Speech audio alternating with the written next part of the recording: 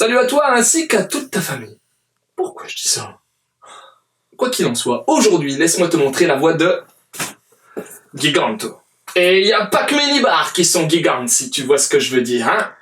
On se comprend. Y a aussi ma grosse taille. Et ouais.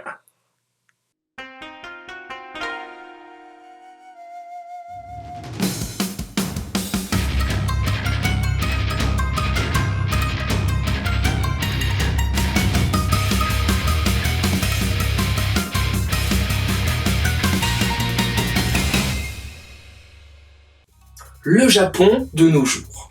On suit Rei, lycéen passionné de cinéma. Spielberg, Ridley Scott. Faut dire, son père est réalisateur, et lui aussi aimerait également emprunter cette voie. Mais bon, Terminator et compagnie, c'est pas les seuls films qui l'intéressent, puisqu'il aime aussi se taper une queue sur des films de boules. Et je te parle pas de billard, mon pote. Il est d'ailleurs fan d'une actrice porno, Papiko qu'on l'appelle. Bon, elle est pas hyper connue, mais elle a des seins de ouf, un peu comme les miens. Et justement, il paraîtrait qu'elle habite dans son quartier. Et c'est pas une rumeur, puisqu'un jour, Rei et Papiko vont se rencontrer. Trop de chance pour Rei. Mais bon, elle a déjà un mec, et elle est plus vieille alors. Mais ça les empêche pas de sympathiser. Ils sympathisent tellement que Chiho, le vrai prénom de Papiko, va confier ses problèmes à Rei. Et justement, il y a peu, il s'est passé un truc chelou dans la vie de Papiko. Le type zarbi qui se balade dans leur quartier. Ouais, celui qui a toujours un casque et qui traîne en slip dans la rue. Ben, il a eu un accident.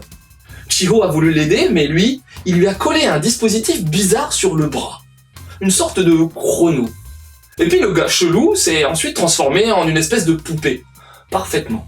Et accroche-toi bien, car c'est pas le seul truc space. Mais pour en savoir plus, faudra lire la suite.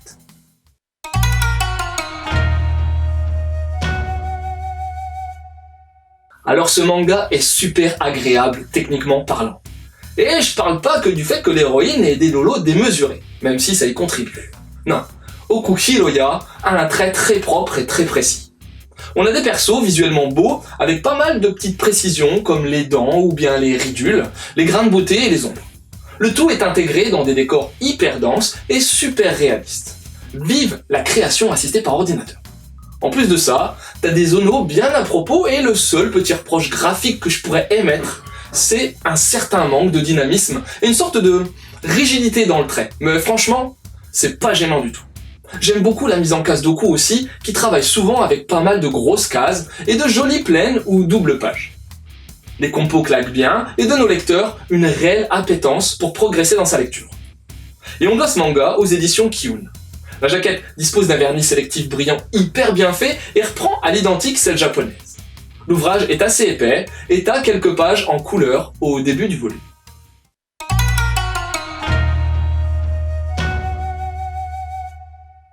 Le mangaka à l'origine de Gigant, c'est Oku Hiroya. Et devine quoi? En faisant mes petites recherches, ben ouais, tu croyais quoi?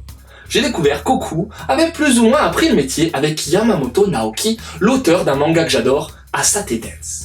Ceci étant dit, j'ai aussi appris qu'Oku Hiroya avait commencé en publiant Strange, un manga homosexuel. Il a ensuite voulu, dès la fin du XXe siècle, réaliser des mangas à l'aide de logiciels 3D.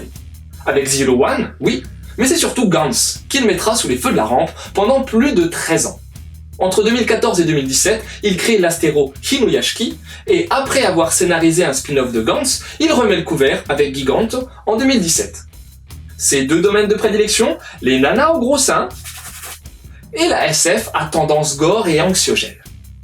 Et franchement, j'ai pas du tout été déçu par ce premier volume. Déjà, il se lit comme du petit lait. La manière d'amener ses personnages, de planter le décor, de disséminer les indices et d'installer le suspense. Oku s'est grave y faire pour lancer ses histoires et ça m'a clairement rappelé ce que j'avais ressenti lors de ma première lecture de Gantz en 2000. Bon, alors bien sûr t'auras un peu de fanservice avec des seins énormes et pas mal de plans sexy de chez sexy, frisant avec le politiquement correct. Mais bon, Gigant ne se limite pas qu'à ça. Oku a encore réussi à ancrer des éléments fantastiques dans un univers très vrai. Je pense que c'est d'ailleurs sa force principale. Et puis, fallait oser utiliser une actrice porno comme un de ses personnages principaux, pas vrai? En plus de ça, Gigant est bourré de références. Sur le cinéma bien sûr, et avant tout, mais t'auras aussi la présence de petits clins d'œil bien sympatoches sur les précédentes œuvres du mangaka. Franchement, j'ai pas grand chose à reprocher à Giganto. Le seul souci que je pourrais voir se profiler, c'est de revivre le même schéma que pour Gantz. Alors oui, j'ai aimé Gantz, mais j'ai trouvé la série bien en deçà des espérances que j'avais véhiculées suite à la lecture du volume 1. Qu'en sera-t-il pour Gigante? L'avenir nous le dira. Quoi qu'il en soit, j'ai vraiment bien tripé sur Gigante. Fun, frais et plein de belles promesses. J'attends impatiemment la suite de cet excellent titre signé Oku Hiroya. Et toi? Et pour aller avec Gigante, renseigne-toi sur Gantz, le gros carton manga d'Oku Hiroya. Bon, il y a 37 volumes et la série est un peu inégale, mais elle te présentera tout de même un univers fantastique hyper intéressant avec un mystérieux jeu après la vie. Et pour rester avec Oku, il y a bien entendu Last Hero Inuyashiki, où un vieux papy malade va voir sa vie transformée grâce à un corps de cyborg. Et enfin, pour rester dans le trip Gigante, il y a Shingeki no Kyojin, l'attaque des titans. Et pour le coup, si t'aimes les géants, tu vas être servi. Voilà, c'était Lou, j'espère que cette petite chronique t'aura donné envie de lire Giganto. Je te laisse et continue de suivre la voie du manga.